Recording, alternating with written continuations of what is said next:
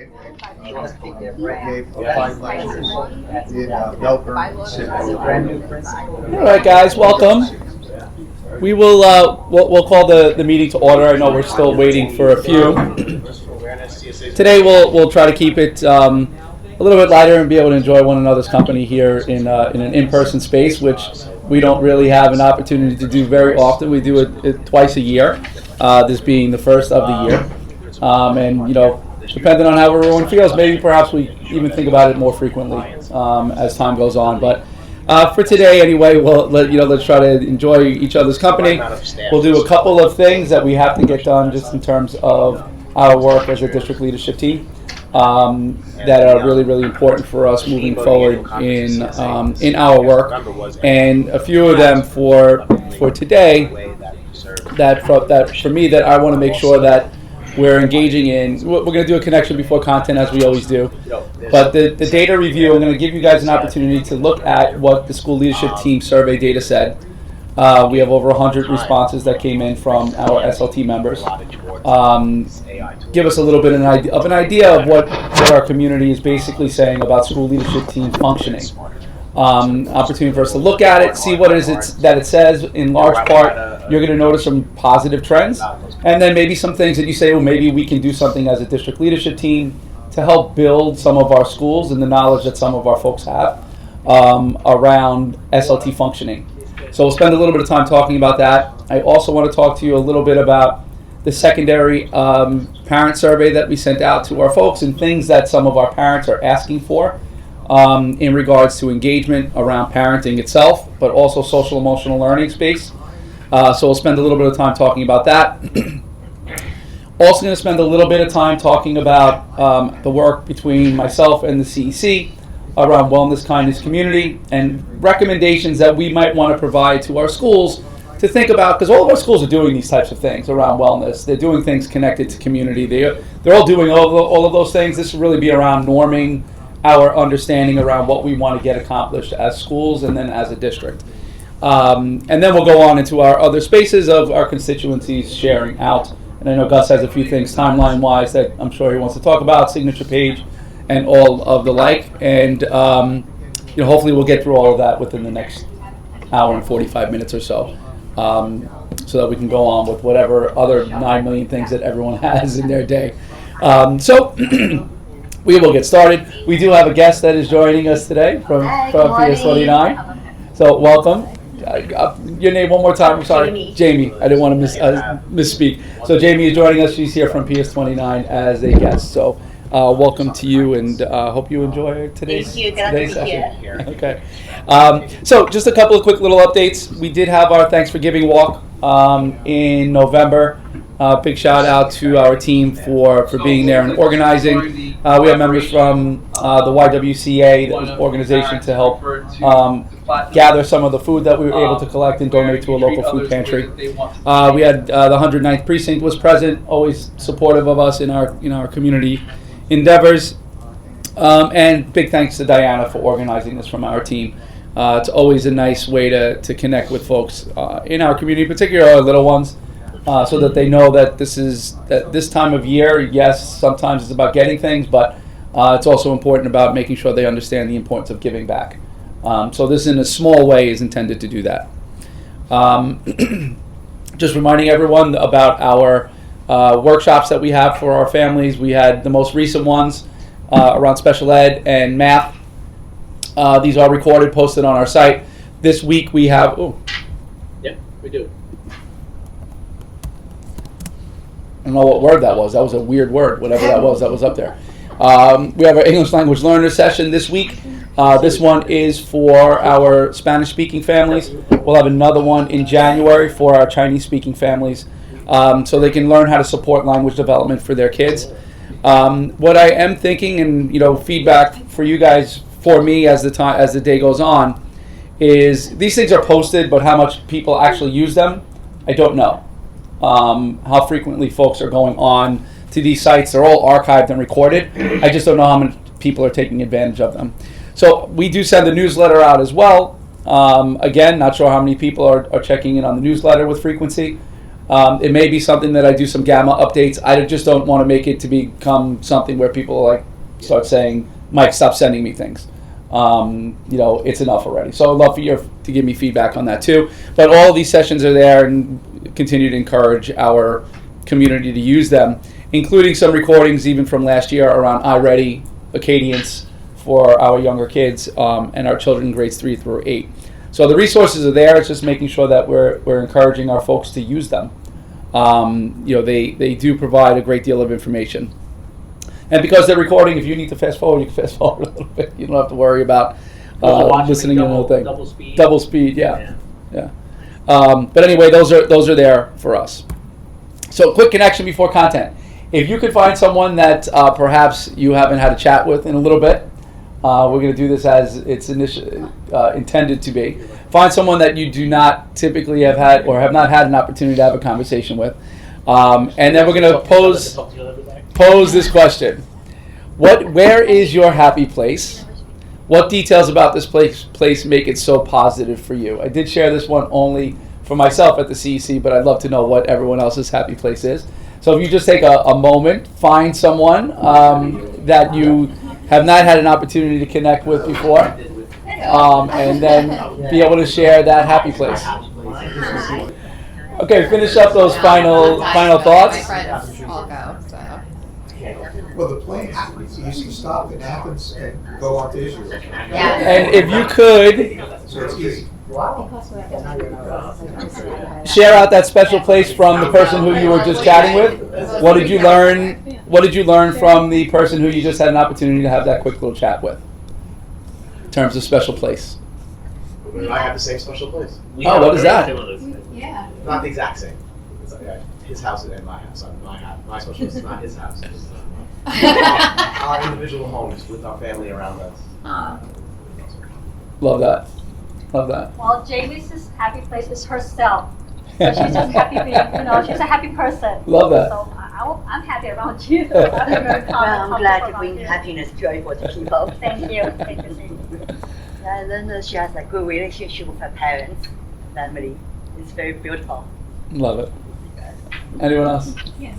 Our happy place is the same as well, but not the same. Our living rooms. Yeah. And for different reasons. Yeah. His is like his oasis, his getaway. Like everything he described in it is so awesome. I'm like, can I come over?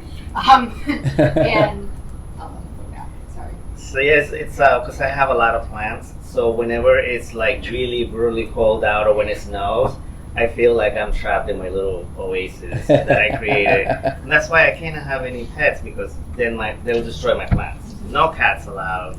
A dog maybe, but I have way too many plants. I have a bird of paradise, and they're big plants. Jenny has been to my place, right? Jenny, it's It's like a rainforest. Wow. Yeah, it's like a rainforest. Yeah.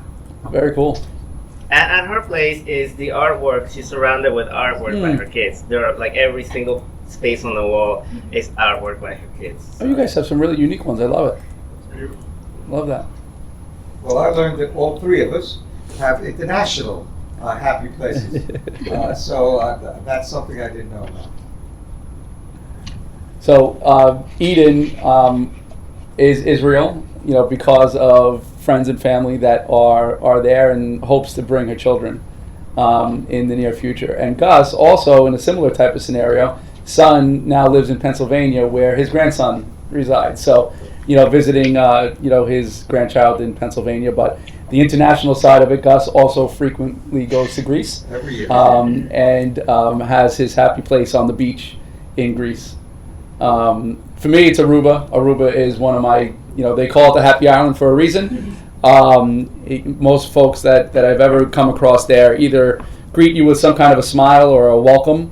And what I learned is that that's actually taught there. They teach hospitality in school, and they teach it in school. They teach it in school because what they share with the kids is that if they do not, it will impact their livelihood. Because it is such a tourism state, they rely on people coming back, and they're not going to come back to a place where you do not leave feeling good about it. So the idea of that to me has always been something that I've appreciated there, because every person from the time you get off the plane to the time you get to your hotel and back and all of that, treat you with kindness. And that is why it's my happy place. I like to be able to just go and know that someone's going to say hi. Yeah. Okay, so I hope you guys enjoyed that and see what the value in those types of things are. Louis and Marissa, do you have one that you want to share? Yeah, Lewis's happy place is the Apple Store. I thought you were gonna say Home of the Kitties. It was actually his home. My happy place is being home and warm. Yes. Oh, It's a cold day, right? I know. You know my happy place? I was paying attention. Mine's So home. the goal of these things is really to promote that space of relationship building and getting people to connect in ways that they hadn't been able to before. So the more we can do this in our schools, the better off our kids will be, and the adults that work within it. So SLT survey review. So what we're going to do, we're going to take about 10 minutes, and in the presentation that you have, you are going to see a series of slides that look like this. And what this is an accounting of are the number of people that completed the survey and the responses to the questions that were asked. So what I want us to do now, just for the next 10 minutes or so, is reflect on it. There's about 25 slides or so of data indicating what our school leadership teams have said. Just noticing, what is it that you see inside of it that you want to highlight? What are some things that you say, well, maybe we can give a little bit more information to our school leadership teams on? Anything along those lines. We'll just take the next 10 minutes to think through it. It's not dense, the data. It's really just a series of charts. So I'll put the timer on. This is for reviewing it, but also doing a little bit of reflection. Anyone need a little bit more time?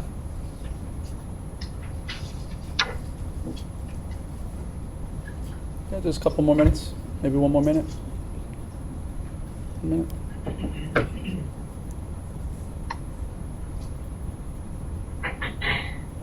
And when you're ready with someone next to you, just take about 5 minutes just to kind of discuss anything that you noticed inside of the survey data that you want to call out as either a pattern that's emerged or something that you've noticed or something that's making you wonder about the output from our school leadership team members. Please do that now, and be ready to do a larger group share out after that. So take the next 5 minutes to have that quick little chat about what you noticed.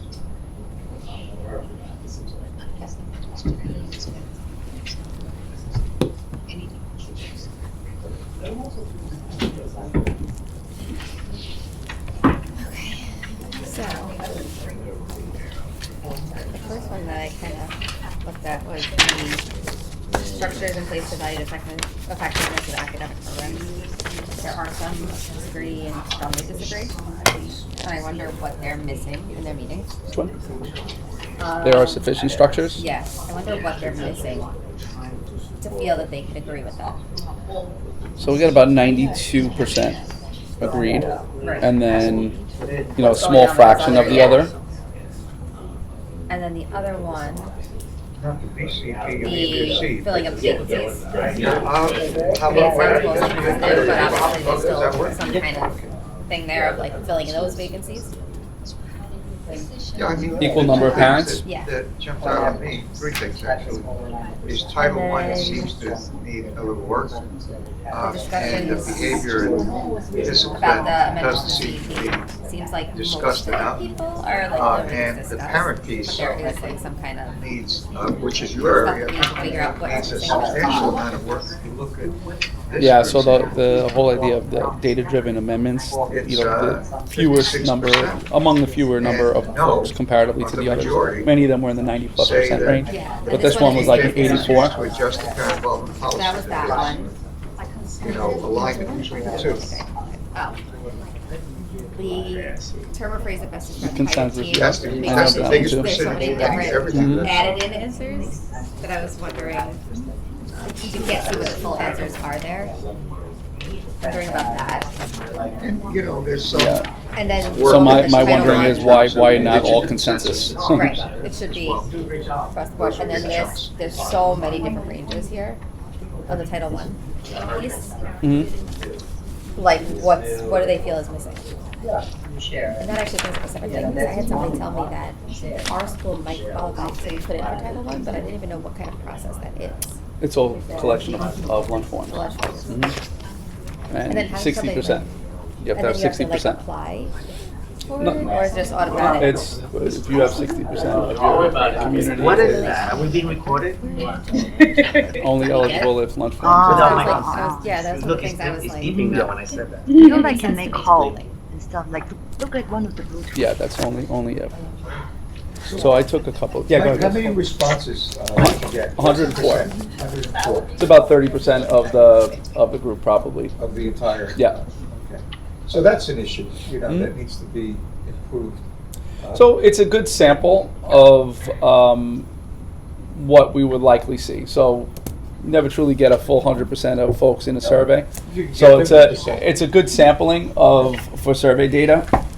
So it tells you something. Does it tell you everything? No. How does it compare to the citywide survey?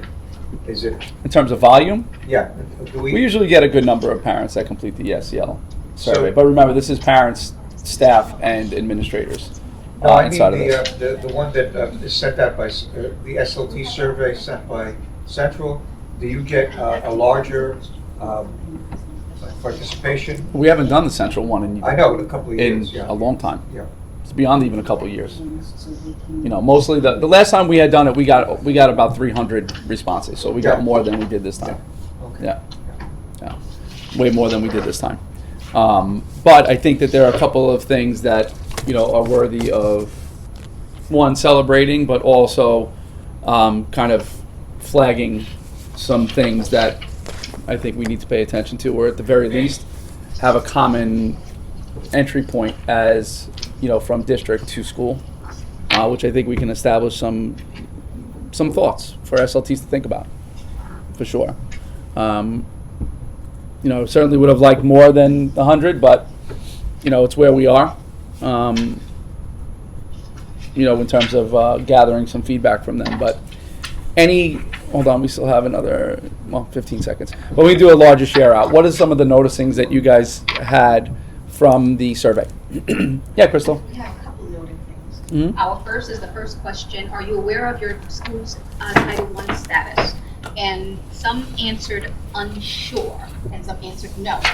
And we're thinking how can we get more people to come on the DPAC meetings so they can be aware of what's happening with Title I? If you're not there, then you're not going to be aware of what's going on, Yeah, I think sometimes too, and some of these questions we have to, get more information. Sometimes folks will put unsure because they truly are unsure whether or not the school will or won't be Title I, Gotcha. based on collection of lunch forms and whether or not some teeter, they're just below and they may have a chance to be Title I, or they're just nipping at that 60% mark and could go either way. Gotcha. So we would have to ask more questions. I think overall, 94% of folks having an awareness of where their Title I is a good thing. I think it would really give me a red flag if we were at a 50% mark and there were so many folks that didn't know that. But I do think that that's an important question either way anyway. Okay, Yeah. and another, Jamie noticed the majority strongly agreed or agreed with all of the questions that were asked. And something troubling to us is terms or phrases that best describe how your team makes decisions. Here it says made by one person or small group, and then it says there is an admin that is not a member but is making decisions. Why do we even have SLTs then? Mhm. What is the point for the parents to come on if somebody that's not even part of the SLT team is going to make decisions? Yeah, I highlighted that one also, Crystal, as one that we do need to have a little more clarity on. I think it was about 19% of respondents indicated that it was something other than consensus. Consensus is the intent of the role that we have here, but also the roles in our school leadership team. So it is something that I did note too. Anyone else note that one as an area that perhaps we can give a little bit more guidance on. Yeah. Any others that came up? Anyone else? Comments, things that you saw? Yeah, go ahead, Gus. Yeah, at the very end, the alignment between parents and it's the very last one. It's a big chunk. District parent involvement, DPIP, is used to adjust the parent involvement policy. It's 56% and another sliver, not sure and no. Only 42% said yes. That's one of the largest percentages of any piece, which shows that something that the state is very keen on and Central is very keen on, that there be an alignment between the two, is not perceived by the respondents. Awesome. Any other comments? Eduardo, you have anything? No, we were just looking at that. So how do we make people more aware of that? What is the work to be done? That's the question. Yep, important question, and we'll loop around possible solutions to some of these things in a moment. But anything else, patterns or wonderings or anything along those lines? Rob, anything come up for you? Only that overwhelmingly the answers seem to be positive. There's been one or two people that consistently seem upset, green slice. I think when it comes to the work that everybody does together, there seems to be more of a strongly agree when it comes to the nuances, like Gus just pointed out about law, procedure, and the frequency in which certain things have to be done. There's less knowledge amongst all of the constituents on these teams. Umid, anything that surfaced for you? I mean, I think there is a little more, we need to dig a little deeper around how often the team reviews and evaluates data. We have 6 that indicated twice per year, 22 once per quarter. Maybe they weren't clear around what that data, what that question asked them. So that's something that we can explore. Yeah, Eden, anything else that you wanted to call out? So I was telling Dr. Mike some of my things, but I felt the biggest thing that I kind of started wondering about was near the end, when we started getting responses other than the generalized responses, there was like the uptick of answers that you can't even fully see what they say. The term or phrase that best describes how your team makes decisions. We're supposed to be doing consensus, so I don't know why there was so many different things coming out. And then also the same thing with the SLT meeting with the Title I Parent Advisory Committee. The answers are all across the board. And so that was just two of the things that really stood out to me, like what makes those different. Yeah, I think some of these is from a space of just not being informed. Two things that we might want to create in terms of recommendation. Here are things that you should think about as a school leadership team. So when we kind of call out this idea of federal requirements for parent involvement, sometimes it's just because there's a lack of information that's needed, and how do we make sure we provide that information? So there are a couple in here though that kind of caught my eye too. This idea of transparency. So the SLT regularly reviews the effectiveness of the CEP with the school community.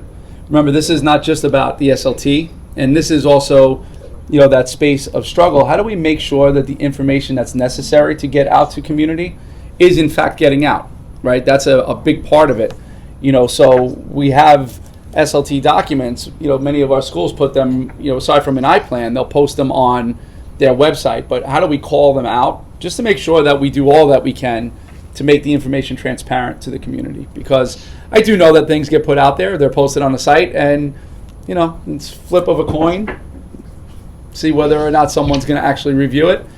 But how do we make sure the things that we need to be transparent are transparent? So that was one thing that I had.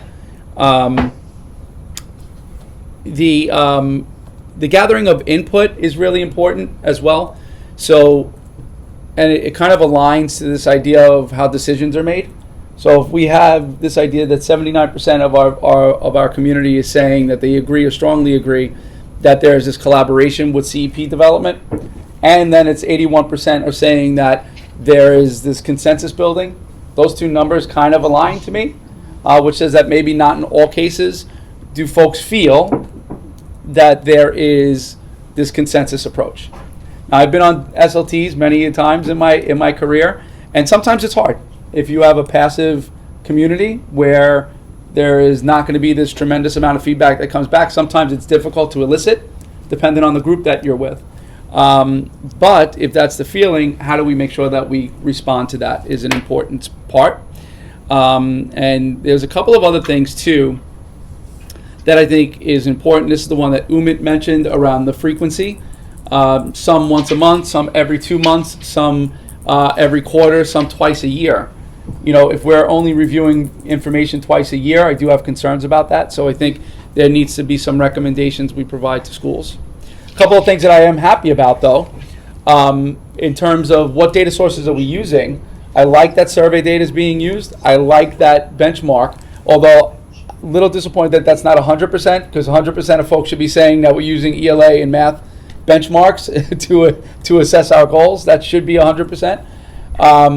But we do have key points here that are being referenced inside of our work.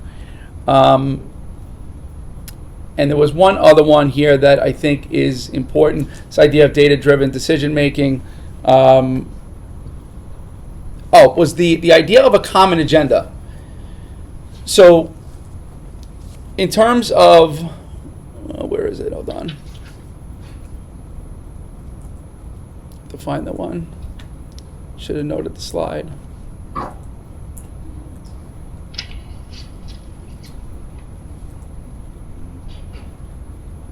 Hold on 1 second.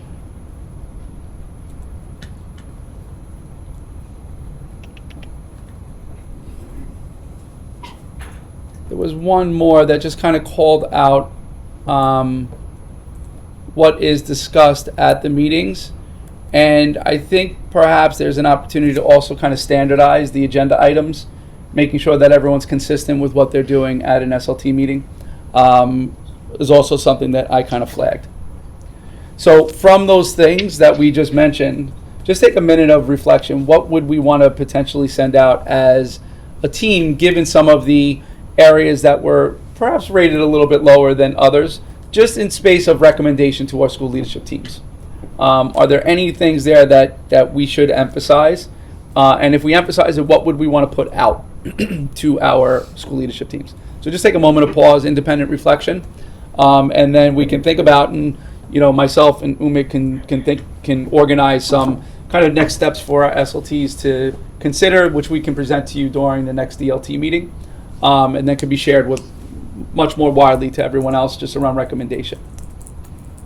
So just take 2 minutes of independent reflection based on the things that we were just able to surface. What would we want to share, and what could that look like for us as a team? So I'm just going to put 2 minutes on for some independent reflection. Okay, finish up that final thought, and then we'll do a quick round. Some possible recommendations that we could come up with to support next steps in the areas that we just called out. If it gets to you and you don't have anything else to share, you can feel free to pass.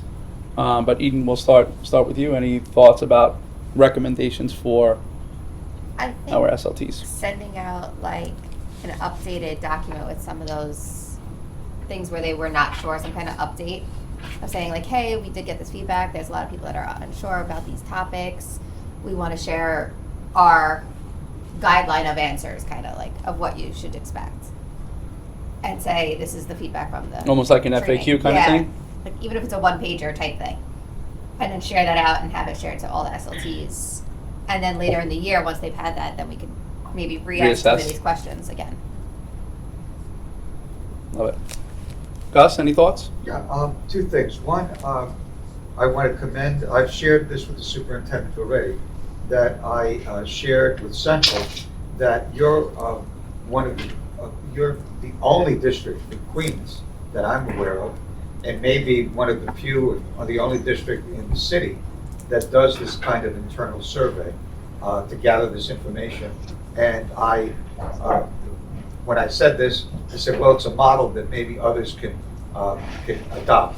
And Sharon Rencher, the director of our team, was interested in that. So it's really kudos to all of you and District 25 for doing this. The other thing is, based on the conversation here and the notes that the superintendent has taken down, you have an agenda for specialized training, in my opinion. Mm-hmm. And I would be happy to organize that for you with participation of resources that I can get a hold of from Central to target, for example, the consensus issue, the parent issue, some of the communication with Title I, and so on. So if you want to generate kind of an agenda of items that you'd like to have done, I will go to Central and ask them to see if they could develop a PowerPoint and activities to support you in doing that.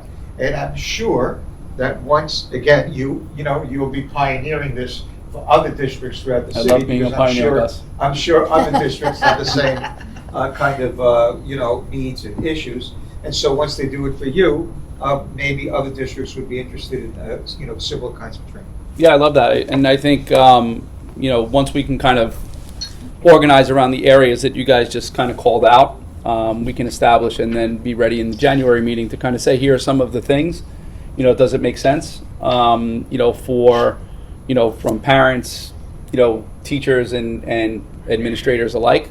We do have the fortune, I didn't break it down for you here, but we have the fortune of being able to see from each constituency who actually is calling these things out, and not in a negative way. I have to say that this entire survey was largely positive. Even folks that put not sure, I'm assuming it's because they didn't want to put disagree in there to make it look like their school wasn't doing something that they didn't know. Otherwise, they would have put disagree. So I think it's a largely positive space. I don't look at this as oh my God, we need to fix that right now because the Earth is falling, but because we just need some additional information for some folks that don't have it. And it's better when everyone is informed versus we're just being part of the team. Some folks are just there to be part of a team, and not because they are truly invested in knowing all of the nuances. We need to help them learn the nuances. It's beneficial for everyone when everyone's informed. So, Eduardo, anything? Connecting the parents to all this information, it's essential. So at Queens North, what we're planning a parent empowerment conference in January. It's part of my presentation later. Maybe that day we can borrow Jenny. It's going to be at Queensboro Hall, and we're going to be connecting parent leaders to community-based organizations, to the SLTs and DLTs, and giving them all the information that sometimes lacks in terms of connecting them with the information and resources. So, but I'll talk about it later when my presentation is up about the Parent Empowerment Conference. Cool. And maybe Jenny can join us. Thanks, Eduardo. Jenny, did you notice anything that you want to share out? So I noticed that SLT meets with member of the Title I PAC. The answer has been different every month, every few months, twice a year, once a year. Mm-hmm. It should be monthly. So even though PAC doesn't have a mandate seat on SLT, it was recommended citywide that they should sit on SLT to observe what's going on so they can decide on how to spend their 1% set aside. And city is working to revise that census regulation to have them as a mandate. They've been working on it for a while now, but we should still encourage all principal school leaders to have them sit there monthly. Mm-hmm. And besides that, they should also conduct monthly meetings just like the president, Yeah. PAPTA, 9 meetings in a school year. We do. Yeah. Oh, not everyone. Not everyone. Yeah. Yeah. We do. Yeah, not everyone. I know we do. Thank you, Jenny. Crystal. In agreement with what everyone said, I'm just thinking more surveys, like this is how we get answers. Mm-hmm. We get responses, they feel comfortable doing it this way. So I'm thinking we'll send out more surveys, get the feedback, revisit, and I think the workshops are a great idea for parent involvement. And yeah, that's just where I am with it.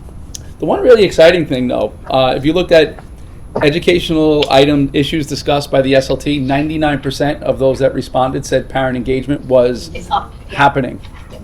99%. So that of the 102, that means 100, maybe, 101 of the 102 people that were surveyed indicated that parent engagement is a part of their conversation during those meetings, which says, even though they weren't sure of the connection to the district parent involvement plan, they are saying that that's happening at every meeting. Parent engagement is a part of the conversation at every meeting, and included in the CEP, 89% of them saying that it's related to CEP goals. So there is that connector that is there. This is more informational. I think that the district plan is a big document, and I have to tell you, what's encouraging for someone to read that. Maybe we can give just a couple of bullet points for awareness, and here it is, because I know that folks tend to. I mean, listen, we have lots of things happening in our lives to read. I don't even know how many pages it is. I have to go back and look. It's a number of pages to go and read, and how many folks are going to sit there and do that? Maybe we can give like these little bullets just to kind of for informational, and here's the rest of the document so that you can read it, so they can see the alignment between what's going on in schools. Jamie, did you want anything to say? Have anything to say? To be honest, the parent involvement is very, important awareness, because there will be parents that might be their kids been to school for the whole entire school year till maybe 5th grade, 6th grade, but they still don't know what the SLT, PTA tag or is. Mm. And I used to be one of them, I have to admit. Yeah. So it's very good to bring out the awareness for them. Love that. Rob. Yeah, I know the question's framed around what we can do as a DLT, Hmm? but I go right to what can I do as What- a principal, which is, basically, I think a lot of this is incumbent upon the administration of the schools to make sure it's not just presentations, collaboration, to work with the set of surveys, like lead out my own survey, because this is good to see us forward for what's going on in my own school. Yeah, and this is anonymous, so I can't even give it to you guys to say, here's what your own people said. Yeah. I'm just reflecting on how much information we share, just because parents seem maybe not motivated to know all this doesn't mean that we aren't really. Yeah. So perhaps they could become more interested. Yeah. Umit? I think, a quick, because there is a guidance document as well, a quick look for a checklist document, especially including, based on the survey results, areas where we see not sure are happening, items that clearly gives guidance to the SLT members. Will kind of, as a principal, I would definitely appreciate a short checklist for me to make sure that, you review data these many times. And honestly, not even just the principal. I mean, principal is not always the chairperson. Right. I've been in many schools where the principal is not the chairperson, and it's incumbent upon whomever that chairperson is to bring some of that out. Which I think oftentimes it does. Unfortunately, the burden of a lot of the work does land on the shoulders of principal, but I think it really should be on whomever the chairperson is, as part of, there's a monthly calendar that we can also include inside of the monthly calendar. Did you just check on to make sure that everyone is aware? Awareness goes a long way, to making sure that we're making good choices as a team, But I do see this as an opportunity to again do some knowledge building for folks that are just not sure. It's not that they don't, they want to put not sure, they legitimately not sure, how it connects to the district plan. So how do we help them see that it's part of the district plan? Because this whole thing made me do a lot of thinking as well around, how am I really conveying the transparency of making sure that all of this information is as transparent as possible? I mean, everything's recorded. Could be recorded. I can hear myself, but it's not good if I'm the only one who hears the voice. So how do we make sure that we do a better job of, and maybe perhaps there's a monthly, after the recording's done, me just sending it out through Gamma, so all of our community members can at least hear what we've done. Doesn't mean that many of them are going to view it. I understand that, but at the very least, I can share it. So maybe that's just something that we can do to kind of build transparency. So we're going to take the Also, like I say, like a lot of the not sures too. When we do get into this type of work, with more nuanced work, it's a little snoozy.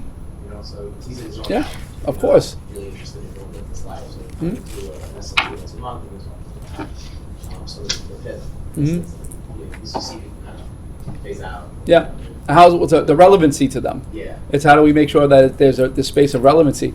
And when we think about the idea that 101 out of 102 people indicated that parent involvement is a major part of their work, how do we make sure that we make the connection? You know, at the very least, guys, this is part of our district plan too. This is where Right. we, you know. Money comes from. So yeah, you know, so that there is that alignment between what everyone is doing and awareness, most importantly. Yeah, Gus. Two pieces based on, you know, the discussion that I just heard. One is when and if we do a targeted training, it would probably be a good idea to have some kind of evaluation piece, like the checklist that you mentioned, Mhm. so we can see whether the training has really been effective and really touches upon, you know, people's knowledge of the areas that we felt, you know, needed additional information on. And that way we can improve it as we go along. And the second thing, and it's really a citywide superintendent's issue, that you may or may not choose to bring it up at your next, you know, citywide meeting. You touched upon the fact that the DCP is a long document. Mhm. It's a long document, it's a complicated document. In my experience with documents of that sort, often what is added to it is an executive summary piece, where just the major, you know, pieces are put into one page, or, you know, 2 paragraphs, something like that. That would entail more work in terms of, you know, developing the DCP, but it might be a useful tool for, you know, people to have, because you're absolutely right, it's a long document, it's a complicated document, how many people really have the time to go through it? But again, it's also more work on the part of districts and superintendents, so it might be something that we don't want to bring up. But, you know, Well, listen, what occurred to me is when I you think- brought it up. I think districts can also start thinking about, and schools for that matter, you know, how do we start making real effective use of AI in ways that makes that become more streamlined? Or maybe the So AI consolidate I this think document in a way that is user-friendly and a one-pager for parents. And, you know, with the click of a button, if I asked Uma to do that right now, he could put in and upload our DCEP, and we would get a one-pager for families. I didn't realize that, that's wonderful. Yeah, it's you know, it is something that we can start thinking about how do we do. And what you'll see on the agenda is establishing a vision for AI as a district. Because it is, whether we like it or not, or what have you, it is here. I don't see it going anywhere anytime soon. In fact, I see it progressing to a point where we have to make sure we know what we're doing. I know the city itself is working towards that end of establishing a vision for AI inside of our buildings, and you know, making things more efficient for our community members. And that is one way that we can actually explore playing around with it. Something even for you, Rob. I know you've been talking about it a lot too. Maybe it would make our lives a lot easier. I mean, we're doing it here. This is recording me and you, so that we can put all of our notes together in a meaningful way. You know, so the same type of thing with our work with these large 100-page documents. I know that folks are not reading them cover to cover, you know, the way that they're intended to be. And I understand why we do it, and we should. But for those that don't have that time to devote to reading that, a consolidated message might be helpful. Well, it's your idea, and it's an Yeah. insightful one, and I leave it to you to see if you can, you Yeah, know, share it. Uma might have one before Maybe it'll we get- leave today. Maybe it'll get adopted. He's already thinking. I actually have a question about the Yeah, whole it's already AI done, thing. right? It's already done? Okay. Yeah. Because something that came up on another SLT meeting, not at my daughter's school, but at my son's school, which is in another district, is the use of AI. Like, yeah, we're using AI regularly now in our stuff, but like where it comes into play for kids, and that their work is being checked to see how accurate that AI versus real person data is, and it's becoming a whole thing. So now it's like being added into a middle school handbook, that they could use it for like gathering some information, but they cannot write something with it. So here's Like the where thing. that fine line I comes in think for that also. I think that one, I don't think we should be afraid of it. like most things, we tend to pump the brakes before we know anything, and then you stifle something that can really be productive for children, for educators, mostly because we don't know.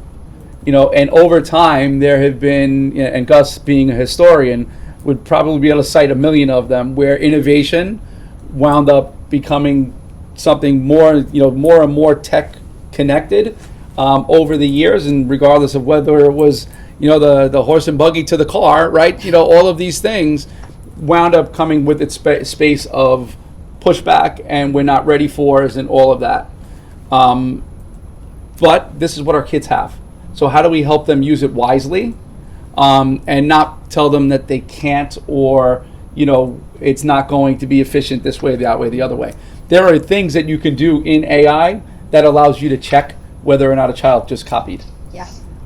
So we're not there yet as a district, but the goal is over time we figure these things out to make it more efficient for us as teachers, so that I can organize and design my lessons in the best way possible for my kids, but also to give them an opportunity to use it as well. It's here. We just have to figure out what's the best use case for us in schools.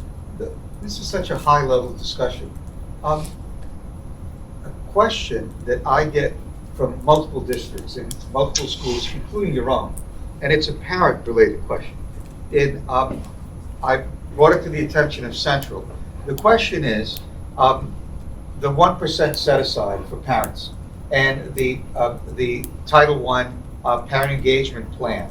The question I get all the time over many years is there a vendor list, a recommendation of vendors that could be, you're right, I see you nodding, we get that all the time. Well, it didn't occur to me until right now because of your high-level discussion. This AI thing, maybe it could go through all of the parent engagement 1% set-aside plans, see what the common vendors are that are being utilized, and generate a resource for parents citywide. So, again, this is a District 25 DLT. We have members here who speak to Andrea Ferguson at Central for the parent stuff. So I'm going to leave it to you at your next meeting. Why don't you take this high-level idea and suggest it to them and see whether it's something that can be, viable and could be done, and would be helpful to not only District 25. I think it would help parents, because I get this from all over the city for over a long period of time. So we're going to get a little bit more into the AI chat at the very end around thoughts that you guys have. We've already started the conversation. Mr. Marino, to his credit, brought this to me a couple of months ago. So we're in the process of making sure that we all feel really good about, how do we utilize this. And, Umit, during our next meeting in January, can share with you what it is that it means for us as educators and how our educators can use it to help support the work inside of our schools. So we'll give you a small little demo, and this will be a building blocks, right? We're not going to just be amazing at AI tomorrow, but it will be part of a conversation we have over time. So maybe by the end of the year, in addition to what the city will put out, we have a mindset around direction that we want to take as a district leadership team to support this moving forward. Okay, so I think we have a couple of good things that we've been able to unpack here in terms of recommendations for SLT training. Everyone feel good about that? Yes? Okay.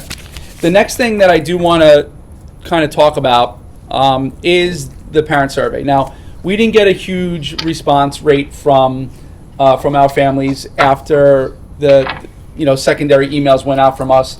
We did have about 1,100 folks when it was all said and done. But what I found interesting, 700 of those 1,100 indicated the need for parenting or SEL courses or workshops. And Wing from our team took that information and created a secondary survey, to see what kind of things would parents really want. And this is kind of what it looked like in terms of volume. 87, let me just open up the actual survey. It's easier this way.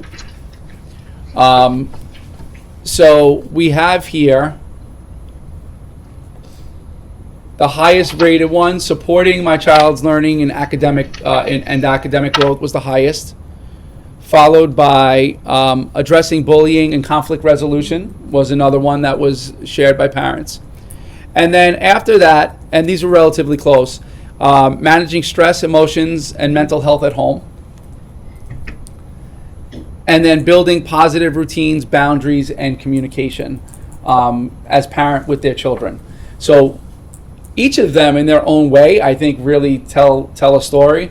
But if you guys can just reflect on those really quick, just for a moment, what is this kind of calling out to you? Yes, we're going to keep asking for more survey responses, but I think even with the 30, we get an idea of what parents would say would be good workshops for us to organize, which we're ready to go with. Wing has connected with some of our local organizations to offer workshop series for our families in these areas. So any thoughts on these areas that were identified on here? Yeah, Rob. Yeah, I think that parents tend to share this information as their children get older. I think once they hit fifth grade, sixth grade, seventh grade, then the concern is like, wow, who is this kid? Who is this child? So I think it would be a good idea for schools and districts to start addressing these things as early as possible. Yeah. Workshops for parents, not while the 12-year-old is coming home an hour late all the time, but maybe when that child is 6, and creating routines and boundaries and consistent support so that it becomes part of that child's upbringing rather than an intervention once they get to middle school. Anyone else thoughts, Eden? I would say, like, I definitely saw some of these issues start in the 5th grade time frame for my son.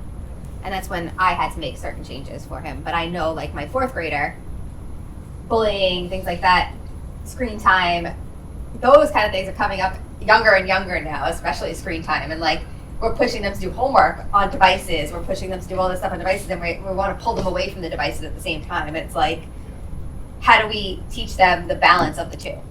So I feel like it's pretty equally up there, but it's not as high as I would have expected, the screen time. But I think that that's a huge piece because my daughter doesn't even know that fine line between watching YouTube and doing her screen time for her homework, and then when to, like, separate the two. Gus, any thoughts? No. Eduardo? Jenny? I have a lot Krista? of thoughts. Okay, go. Okay, so with managing stress and emotions, is that for the children or the adults? So this is for adults. Okay, so that was the reason why I asked this, because this is a lot of, like, communicating with parents in the community. They are asking for workshops on how to deal with the stresses of life. Because at the end of the, and the reason why I'm speaking now is because at the end of the day, a healthy parent raises a healthy child. And if they're not all together, then how are their children going to be together? Yeah. How are they going to support their child's learning at home if they're not there mentally? It's all of this goes hand in hand, and that's all of the feedback that I'm giving you guys from speaking to the community. Another thing is with supporting the children's learning at home, the new curriculum, the different ways of doing math. They don't know these things. So they're looking for resources, as we spoke before, they're looking for resources to show them how do they do it. Like in our school, we just put out a new newsletter where they have, and they also have all of the information with resources in it for the parents to help them. But just thinking of different ways they can get to the resources, because like you guys said, the resources are there, but they don't go to them. Some people, they're just like, oh, I didn't know we had this. You know, I didn't know that was there. I'm like, yeah, there are many things available to us, but it's about getting that across to them. Like, how do you get them to actually look at the stuff? That's the biggest problem. Yeah, and I think I agree with you. I think that balance is not an easy one. And I talk about my own experiences. I get home sometimes 9 o'clock, 9:30, depending on if it's CEC, 10:30. And Matthew always wants to talk to Dad. So does Emily, probably even more than Matthew, but she's understands a little bit more than him. I mean, he's 14, he gets it, but at the same time, he wants to talk to Dad. And when I get home, my bandwidth is done. I can't get anything else through that tube to say I can listen to you. And it's hard. That's a hard thing for all of us as parents that have a lot of things going on to manage. It's not an easy thing, and sometimes I fail at it. There's no doubt. I say, Matthew, you can talk, but I am not hearing one word that you're saying. Just know that. Keep going, but I got nothing left. So I do think it is an important part of connecting with families around. One, that it's okay that you have those days too. Sometimes we're really hard on ourselves that I can't believe that that's the way that I just responded, but we're all human. It's going to happen. Just how do you respond after that? that matters, right? But I think that is really, really important, finding that space of balance. And when I speak with Wing, we'll make sure that when those presentations happen, that it's about connecting with families in that way. Yeah. Jamie, did you want to say anything? Actually, for the resource part, it's true because I also with another group of parents, we always having discussion about the kids' homework. So it's the math part, of course. And we have been looking through many different websites, YouTube, even all the short, real or anything to help solve all the new math, but not all of them are up to date. Lots of them, they don't really know how to do some of them too. So is there anything other than what's there that we've mentioned that you believe we should also consider as opportunities? And I think this is an important one too. Supporting my child's friendships and peer relationships. That's an important one from both sides, elementary and middle, and how we're connecting with, parents to parents. Sometimes, there's this misunderstanding around how, if my child's having difficulty with another child, how do I engage in that conversation? Sometimes parents choose to take it upon themselves to be the problem solver, and it becomes a bigger problem because of it. So it's about kind of how do I help when, it's not if, when there is some disagreement amongst children, because there will always be. There will always be a space where there's disagreement. It's how do we help both parent and student, but more the strategies for a parent to understand, here's how I should go about doing this, rather than, at times greeting the child yourself, meeting the other parent's child yourself, right? So it's how do we manage those things so that healthy decisions come from it, including kids, conflict resolution with one another, which is one of the things I'm excited about, by the way. We have peer mediators across every single one of our middle schools right now, really excited about that. But there's a lot more to do there. Yeah, Crystal. So they have restorative circles and restorative practices that they're doing within schools, so maybe communicate that with, I don't know if it's every school, but the schools that they use restorative circles and restorative practices, so maybe communicate that with the families as well, and what they are and what's being done within them, and also send the resources home, like little tips for parents to use as well, like you can do this at home. Yeah. I think just making sure from a young age that the child has positive self-esteem, confidence, on the end of if you are going to approach with kids who really all the time. And on the other end of it is the kids who do the bullying, right? Making sure that your child is not, I guess abused is a strong word, but siblings, cousins, and even parents, you give a hard time and make them feel less than. They go to school, they do it with somebody else. Yeah. So, there's two sides to it. Yeah. So this is going to be coming forward, hopefully within the next, hopefully by the time we have our next meeting in January, we'll have a list of opportunities that will be made available to our parents across the district. And we'll start getting some of these out there. The biggest thing is having the sounding board, making sure that we have enough folks that are communicating that these are opportunities that are available. And those that need it, don't just ask, but they participate. Because this was a request. 700 people indicated they wanted this, right? So it's about then making sure the message is clear and that folks are able to join. Okay, and the last thing that I want to mention to you, and this will conclude my part, is the work that we've been doing with the CEC and this wellness kindness community. Our last meeting, we got a little bit we didn't get as much feedback on the last meeting as we've done in the previous ones. There's a little bit of delay of You got a people little bit of coming. a delay with weather and whatnot was not great. But we took responses from students, we took responses from community members, and we organized them just into these 3 statements, just as a guiding set of comments that our schools can refer to when they're in their SLTs. Community being a network of caring relationships built on respect and shared experiences. Feeling of belonging, and this is the part that I think is important, intentional actions that connect people meaningfully, right? So when we're in our school in SLT, the questions that we raise is, let's talk about how we are intentionally building connections amongst our community members, right? Kindness, means helping, caring, treating others with respect. This is a common thing, right? It comes from empathy and love, and it makes our school safe, welcoming, and inclusive. So questions for SLTs, how are we making sure we're doing that, right? We do these things already. But what we don't do is call them out so that everyone in the community knows. So from schools to our DLT and then spread them widely, right? And then wellness means taking care of both your body and your mind. It's about balance, working hard, resting, playing, and making healthy choices that keep you feeling good and positive. So in terms of these overarching statements, if you can just reflect on it for just 2 minutes, does it need to say anything else? Try to keep them as basic as possible, just for entry points for all of our community members to have, including our kids. Take 2 minutes just as a space of reflection. Anything we would want to change amongst those 3 statements that we can bring back to this CEC district collaboration, and we'll put a bow on this and then actually start getting some recommendations out there for schools.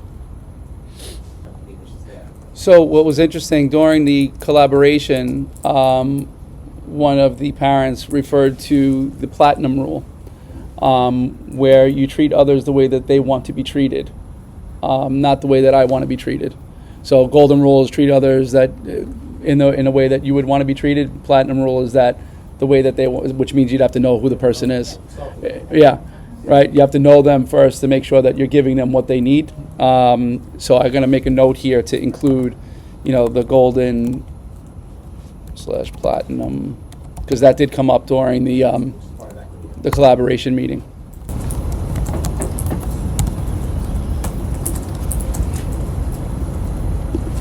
Yeah, I love that. Thanks, Rob. If anyone is ever interested in joining that meeting, by the way, we do have it before the CEC meeting, and you're welcome to come give feedback there too. Mike, Yeah, I 100%. think they're excellent. I would make a suggestion on the first one. Yeah. Just a suggestion. Mm-hmm. It is both a feeling of belonging and intentional actions that connect people meaningfully towards commonly agreed upon or held educational goals. Because that's what the connection is all about, right? It's about these relationships impacting education, or, whatever. So it's not just a general connection, it's a specific connection related to commonly held, education beliefs, goals, however you want to phrase it. Love it. Yeah, and this is just something that we can share with schools and SLTs to start making sure in your conversations, that once a month when we're meeting, where does this live? Where are we having those intentional community-based connections around the work that we do? Where is that happening? Particularly in the space of this kindness and wellness. I do think it's ever more important that we're building these opportunities for our kids inside of our schools. And the couple of things that these are just samples that we can provide to schools. Many of our schools do this already through international nights. This idea of bringing a family dish, story, or tradition. Usually it's just in a dish. They'll bring a food item. But when we're thinking about this idea of story, parents have amazing stories from their backgrounds. And depending on culture, some live in a space of storytelling. That's the way that they go about their business. They're storytellers by cultural background. It's just what they do. So having time and space for folks to be able to do that, I think, is important. This idea of kindness fairs, where kids and families are able to come together and engage in acts of kindness together. Oftentimes, it's the kid does something, maybe the parents do something, but where do they have opportunities to do things together? Before you go over there, Yeah. just on the Mhm. kindness piece, something just for like parents and like PTAs and things like that, I was doing some research for my daughter's school around kindness and everything like that and different projects they could do. And there's actually a fundraiser called Raise Craze where people like will donate money to you to go do an act of kindness. And you don't pay anything to like be part of the program, but it's also a fundraiser for the school at the same time. So it's actually kind of bringing the kindness piece in and helping the school at the same time. So it's something to like look into. Yeah, so Raise Craze. I found it accidentally. and you know, simple ones like, you know, we have wellness things, and those are different typical workshops. But this is the one that actually, I think, kind of caught my eye. So families and students volunteered together. That we're doing things together on behalf of this school community to help someone else. So I was in a school recently, and they were talking about how they did a peanut brigade with their kids, and You were at my school this week, right? the students made peanut butter and jelly sandwiches that they then brought to a local pantry to be then shared with community members. It's a student council project, to be specific, and like teachers stayed back to actually work with the kids on this also. But my feeling is, with those things, how do we create it where it's a full-on community thing, where parents are sitting side by side with their children, doing something that's intentionally designed to support someone else? And that to me is a hugely different scenario when you do things as a kid versus being able to do things together as parents, students, building leaders on behalf of the school for someone else. It just changes the context of being of togetherness and why we're doing this. We're doing it for a purpose, and we're doing it together to help someone else. And to me, I love these kind of things, and many of our schools do them, right? It's just how do we showcase them so that kids know that they're being valued outside of just going to a building. I say the idea of a canned food drive, it's great, it's nice, we get to donate, but what's the responsibility of the student or the parent? Just to bring the item. To bring the item. Here, I did my job, I'm finished. I don't have to do anything else. And that to me is not really about building community. That's me just saying that I had a can that was in my closet, in my cabinet, I brought it in, and I did my job. Right, look, I contributed. Which, yes, that's a contribution, but not the one that I think that our kids can do for our schools. Do we know if So. there's like local soup kitchens and stuff around that they Yeah, can we can always find. do something like that? We can always find And them. then like parents go on the trip with like the kids, and the trip, like a Mhm. class does it as a group or a grade, Yeah, something like that. we can certainly do something like So that. I have a question. When you said make sandwiches, like Mhm. my kids and I over the summer, every summer, we go to the market and we buy food and we make sandwiches and distribute it to our homeless. Mhm. How can we do something like that as a school? Like how on a bigger level? So, what they did was they did promote.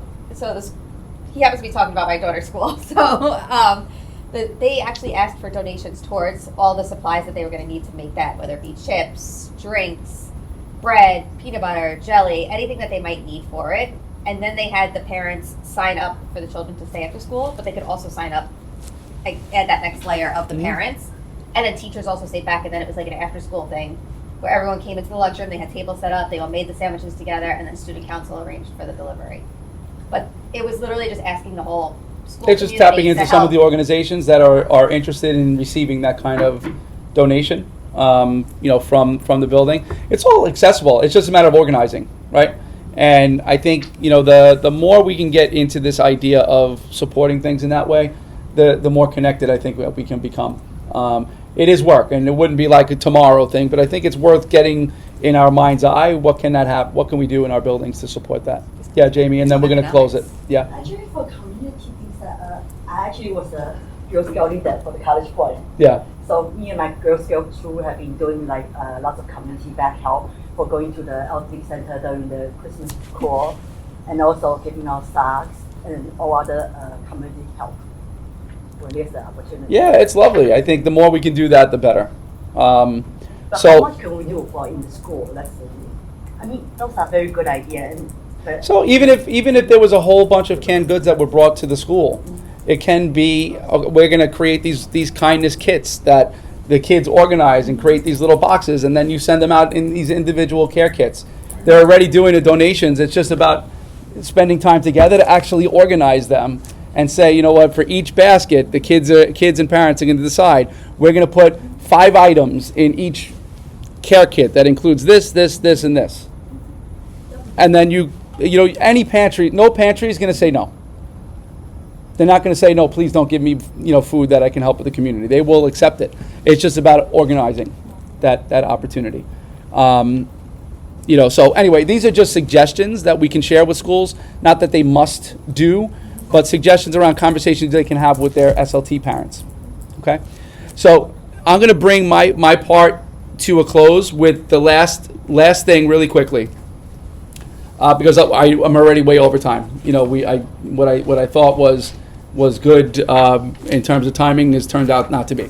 So we get $80,000 as a district for arts. Some of it is going to go to a couple of schools that have very little money, and they called me to see if there was anything that I could do. So 2 schools are going to get a residency out of this, where it's a 10-week residency for schools with a very limited budget, which brings us really down to $60,000 that we will have to support the arts. I am going to start creating purchase orders for these scenarios by next month. So what I'm going to ask that you guys think about, and these are the groups that we're able to work with. Flushing Town Hall, and what I would love for you to do is look up the examples that come from Flushing Town Hall. What would we want to offer to our schools and our community? To me, they should be culturally based, things that connect with our district diversity, where we can offer student shows. Flushing Town Hall did amazing shows for our kids last year. They were awesome. All the feedback I got was amazing.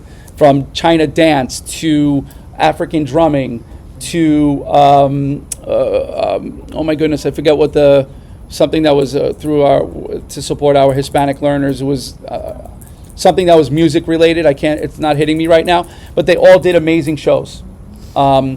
Arts Connection also providing amazing shows for our kids and opportunities in that regard. And then I have $5,000 for Broadway show tickets, which is not a lot of money. It really amounts to a handful of tickets at most. Today, especially, we get the maybe $100+ a ticket, so it's less than 50 tickets that we'll be able to purchase. But I want you guys to be part of the organization of how we spend these dollars for our schools. So think through these particular groups. Their website is very clear. You just type in Arts Connection, you'll get to their site. Studio in a School, you'll get to their site. And Flushing Town Hall, you'll get to their site. We'd love to do something on a larger way if we can, but it's accessible to us nonetheless. Which schools are we helping out? So 184 and 242 are going to be the 2 schools that reached out to me directly saying that they have an arts program that they're unable to sustain right now. So we're going to help them out with that. Yeah. Okay, so this is not an answer me now thing, but I want to have all of this done and purchase orders created in January so that our schools know and well in advance that they're going to have an opportunity for this. Last year I was able to support a good 10 schools. I think were you able to participate in any of them, Rob? Last year? No. So we were able to do about 10 schools with the money we had last year. I'm hoping at least that again this year. And we'll take some requests. We'll open it up to all schools, and then we'll maybe do it in a lottery way so that everyone has a chance at it. Okay? But give this a look-see. We'd love to get your feedback on the types of shows that we can offer. And the AI conversation is really about for you to think through what would we want that to look like for our district. Again, not a now conversation. This is a forward-thinking conversation. All right? And Gus, I'm going to turn it over to you to do your part. I'll try to be brief. The DCP needs to be finalized and put into final form in I-Plan by December 23rd. So this is the last DLT meeting before the submission deadline for the DCP. But it doesn't mean that you can't look at it online, leave comments, and make sure that it's the most representative document possible. There are some other timeline issues that I just want to bring to the group's attention. November 21st was the signature page upload requirement. And I have been sent one of the aspects of iPlan and technology in the 21st century is that Central can push a button and generate these reports. Now, And Rob, I understand how busy schools are and how principals are. I've been there myself. Someone at the school level needs to always be delegated to do these various and sundry things.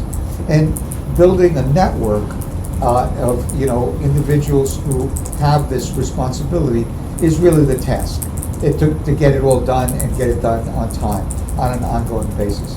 So I sent out, I forgot, yesterday, the day before, or whatever, I sent those lists out. On Friday. And there are multiple, lists on various things that I get from Central, and they will be sent out again for new stuff.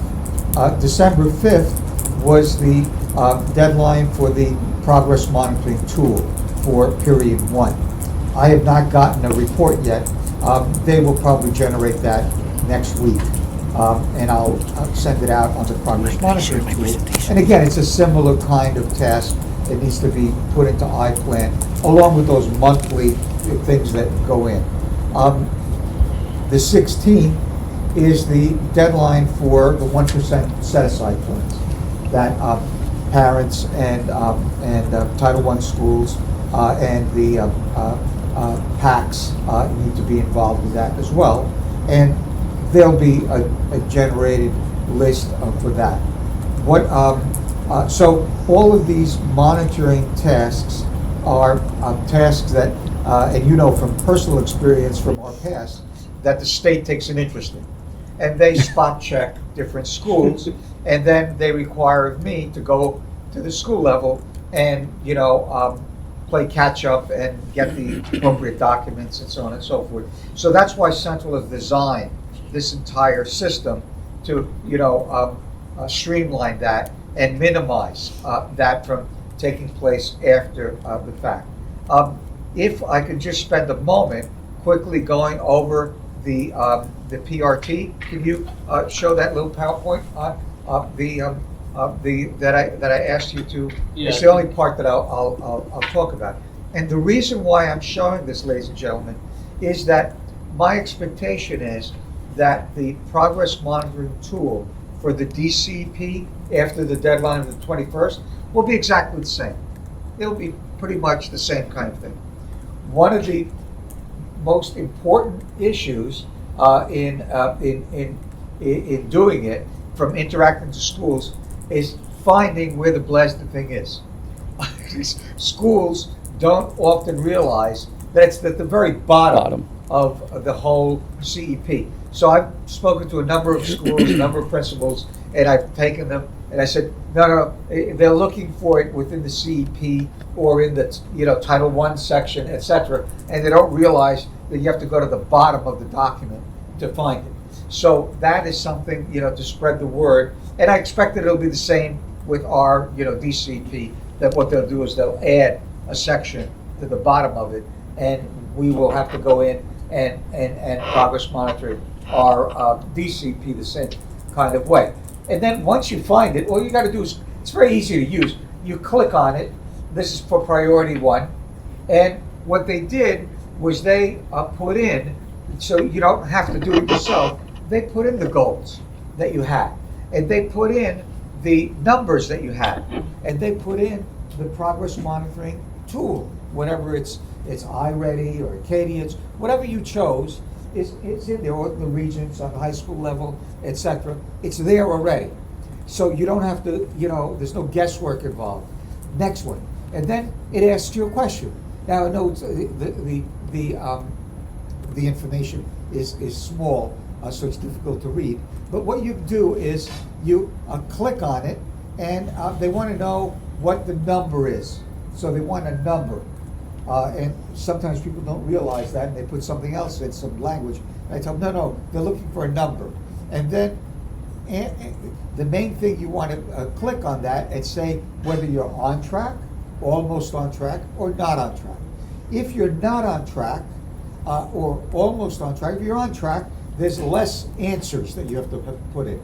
If you're almost on track, or particularly are not on track, you have to provide explanations, and it tells you in the boxes what you're writing.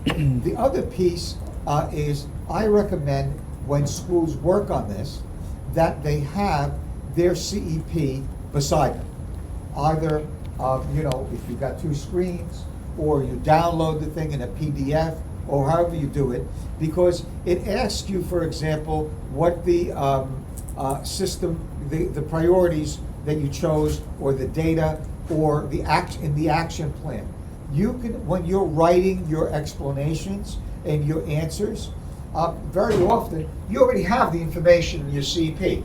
So all you need to do, and I've done this with some, principals on a Teams call. All they have to do is go to your CEP, cut and paste, drop it in, and then play with the language and put that information in there. And these are the dates that it needs to be done.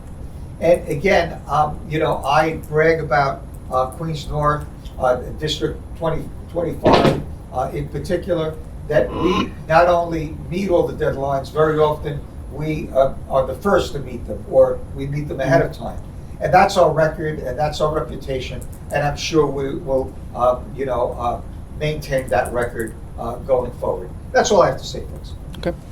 Yeah, thanks, Gus. And this is an important part, and just in terms of DCEP, just so that you guys know, and I'll just quickly pop this up so that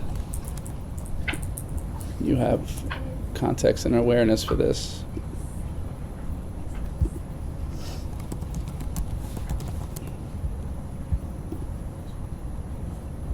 So in our district page, there are also things here that we've also had to upload, just so that for your own awareness, including our district professional learning plan documents. So you'll find them in here, what we have for math, what we have for literacy, what we have for social emotional learning. They're all present here for you guys to review. These are the same documents that we share with our building leaders, so that you can see what it is that we're looking to get accomplished this year, but all of that information is accessible to you in iPlan. Okay? And I tell schools and principals this all the time. The machine, it tells you when was the last time that anybody touched any portion of the document. So, when I'm questioned sometimes about a particular school and about a particular piece, I go to to iPlan, I call up, the particular area of the school, and I see that the last time anybody accessed it was June. That tells me something immediately. And if I can do that, anybody else could do, the same thing. So do yourself a favor, always, tell your schools and your principals to go into the document, take a look periodically, make sure, because that's a good thing. It gets recorded, and it shows that the SLT at the school level is actually looking at their, document, paying attention to what needs to be done, et cetera, and that good practice is recorded in the machine. So it's just a good, a good practice to do on an ongoing basis. And they do the same thing to me, folks. If they want to check on me, they say, well, when was the last time Gus looked at this improvement school that he's responsible for looking at, or some other aspect. So that's the way the technology in the 21st century is working nowadays. Somebody's always watching. Yeah, and I think, as time goes on, the tool itself will become more efficient. There are certain drawbacks to the in iPlan portal, which I know that they're aware of, that makes filling out the work cumbersome. When we have all of this all of these ways to make the job easier, this also will grow over time, so that it's more of a simplistic entry point into. Sometimes when we try to make things easier, they get harder. So we'll hopefully come to a good balancing point with that over time too. All right, I'm going to turn it over to Eduardo, who's going to give the high school superintendent's report. Hi, good morning, everyone. So this morning, for my show and tell, I invited our family leadership coordinator, Mr. David Swift. He's going to talk to us about the Parent Empowerment Conference that we're planning in January. Next, we can skip the mission and vision. So I have been putting a lot of workshops for the parents, including DREAM Act, alternate pathways to higher education, supporting your child with stress. Next, We've added, so we are working with Project Open Arms. We're going to have an in-person session December 11 at the Suffolk Boulevard office. This is very important because, of course, with the fear of ICE in our communities, a lot of those students have been skipping school because they're afraid. So parents need to know their rights, and then we're going to have this in-person workshop. They're also open to coming into the school buildings. So we're going to be there December 11 for the morning session. This is a first come, first serve basis. They have a capacity for up to 60 people, 60 families. And so they're going to have all sorts of advice and legal advice for our families. Next. And so we also have, again, for January, DREAM Act, college financial aid, senior year, navigating financial aid. Next. So we also had our teacher tenure celebration. This was held at the Queens UFT. We had a bunch of performances from different schools. We also acknowledge Miss Elaine Rich. She has been serving as a teacher for 43 years. So she is our veteran educator, and she was acknowledged. And that day we issued an award for her. Next. And this is where I turn it over to our Family Leadership Coordinator, Mr. David Swift. This is what we've been working on for our Parent Empowerment Conference. Good morning, everybody. Thank you for having me here. This is our first annual Parent Empowerment Conference. Normally we do a student conference, student empowerment conference, but when I brought it up to one of our DLTs and I showed the presentation, one of the parents sat there, he looked me dead in the eyes and she said, "What about the parents?" And so I said, okay. And that's how we're gonna have this first annual Parent Empowerment Conference. We partnered with Queensborough President's Office, Donovan Richards. We're gonna be using their space. We have 3 rooms.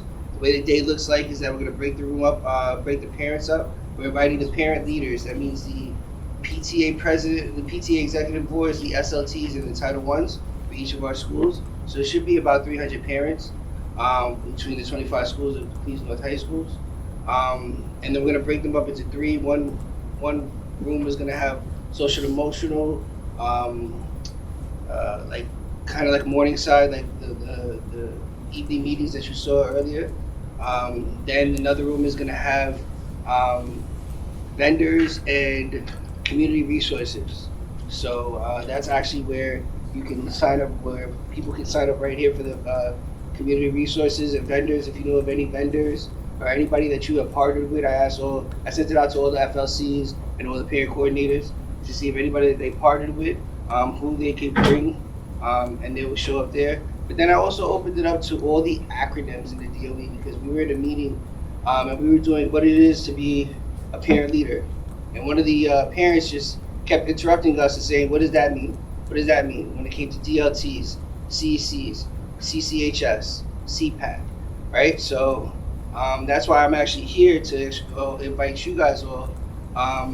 If you guys want to set up a table, I invited all the DLTs that we are part of, 24, 25, 26, and 30. So I invite you guys all, if you guys want to set up a table on that day, just to talk to the parent leaders, let them know what it is that you do, let them know what it is that you're here, and how you guys can support and how they can be a part of and join, and who becomes a part and joins you guys. Faith should also be there, but also we're going to have some workshops run by parent leaders, different topics as far as how it is to run a meeting when there's a difficult parent is one of the topics. Fundraising, just different topics along those natures. So it should be a great day. If it's not gonna, if we don't fill up with parent leaders, then we're gonna open it up to parents in the district. And this is our first annual. For next year, we normally work in conjunction with Queens South High School. So we wanted to open it up to all Queens, and I talked to Donovan Richard, and he promised us City Field. He promised us City Field next year. So this is going to be the first one that we're Queens South is actually going to do it in the same space because we didn't have enough space to invite all parent leaders from both. So they're going to be doing this in I want to say May. So it'll be a great time to come out. If you guys want to come, you can use that QR code to register yourself as a this is 25 DLT, right? Mhm. It's 25, and then if not, you guys are also just welcome to come as DOA employees. All right. Thank you, sir. You're welcome. Thank you. Thank you. So that's all for my presentation. Thank you, Mr. Smith. All right, thank you, guys. And if there's anything that you guys want to bring forward, just in terms of any of the goals for you guys as a district, just to give us an update. I know we're getting to mid-year. If there's anything you guys want to bring for that moving forward, that works too. And just now, in terms of our constituencies, Eden, anything from the CEC that you want to bring forward? We are going to be finalizing our vote on the SCA projects at our next meeting in January. So we've gotten a handful of schools. We have not gotten as many submissions as we have in past years of people actually looking for assistance. So we're going off the list we have, but if you know your school does have a project that they need, I would say get them to submit that quick so that we can kind of look at it and see if it fits into the bucket, because we do have to pick 5 schools at that point. So at our next meeting, that will be happening. And that'll be the first week of January. Mm-hmm. Crazy. 2026. Here we come. That's it. Thank you very much, Eden. Crystal, anything from DPAC? Yes, we'll have 2 meetings in January due to the holiday and school break. January 6th is our next meeting, and January 28th is the one after that. On January 6th, we'll have DOE vendor Sutra, and they have they'll be sharing with us, what they do. They work with students for SEL. They have several different modules that they'll introduce to us. That's at our next meeting on the 6th, and then on the 28th, well, today, Jenny is meeting with Hannah Loeb from Fun and Function. Fun and Function. Yes. She does an awesome presentation. So we may be having her on January 28th. And as Gus discussed earlier, the school budget, it needs to be uploaded into the iPlan portal by December 16th. And Title I the bylaws need to be uploaded into the iPlan portal also by December 16th. And that's it. Awesome. Thank you, Crystal. Mr. Marino? Just for awareness, CSA is very happy with the work that they did alongside the DLT, advocating for schools to become homeless. So regardless of registered loss, schools have this affected. Principals are working hard again with the district for best size reduction, making sure that all schools are in compliance and the best of their ability, and also making sure that we have the right amount of staff to support the reduction in class size, meaning cluster teachers, what have you. And the theme of the annual conference with CSA this past November was on how to use it productively in a way that preserves the technical leadership, but also promotes productivity. So we're doing things in a way. There's something to be said where we always say, like, they keep giving us more to do.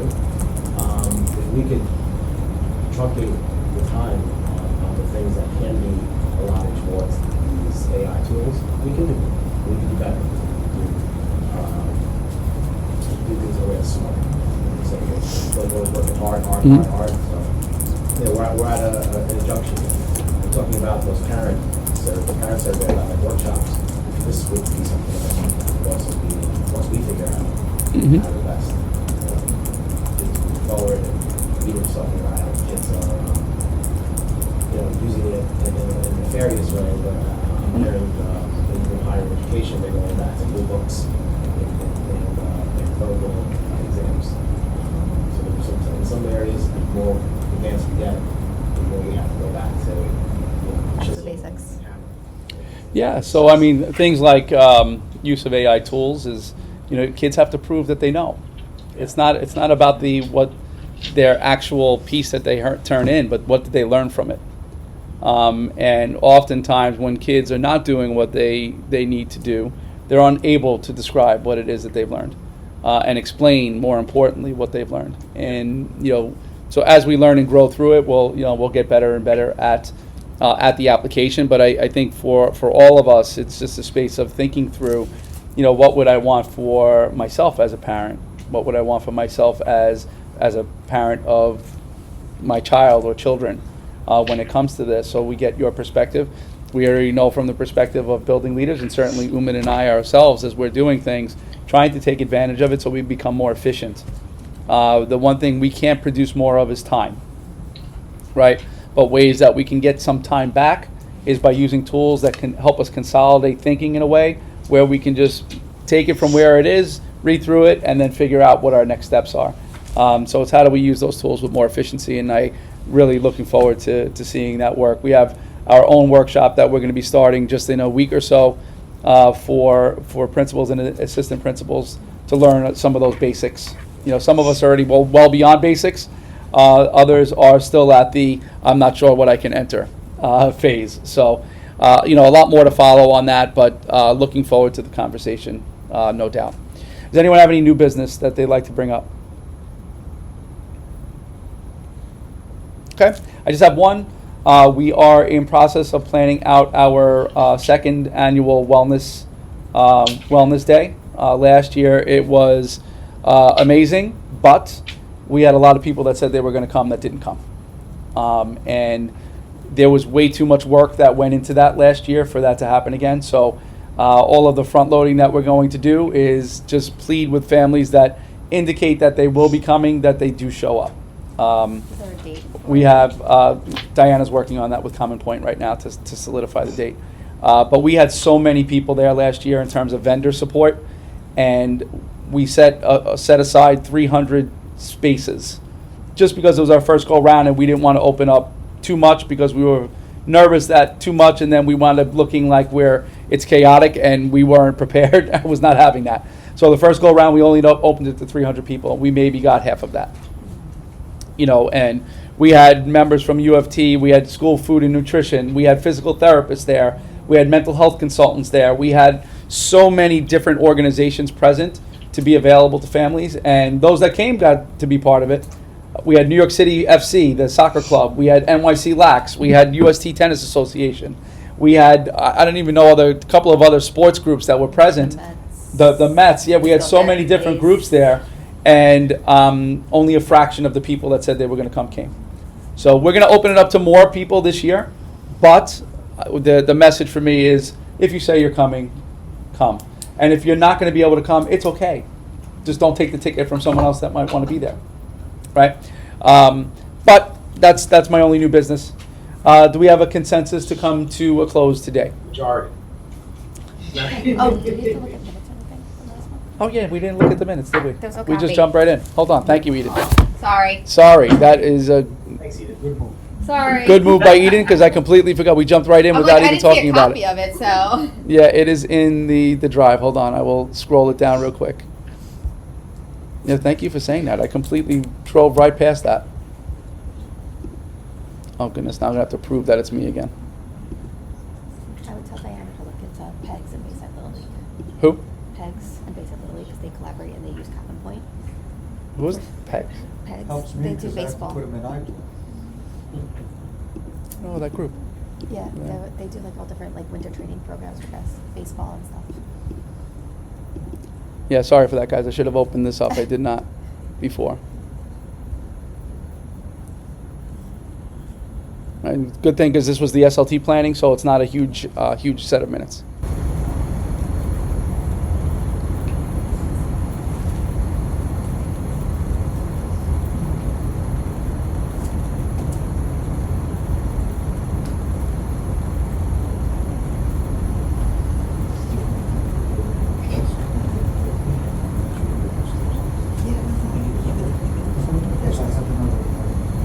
Something there.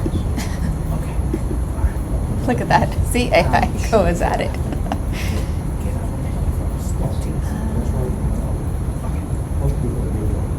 good so far.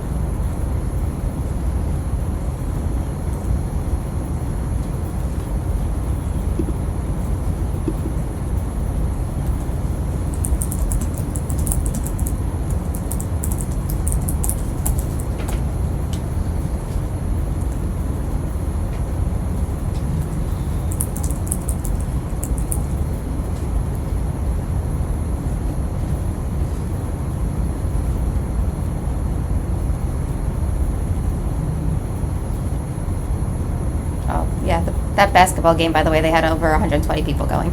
120, community members are going to see the St. John's game. This past weekend. Oh, just went, yeah. Cool president.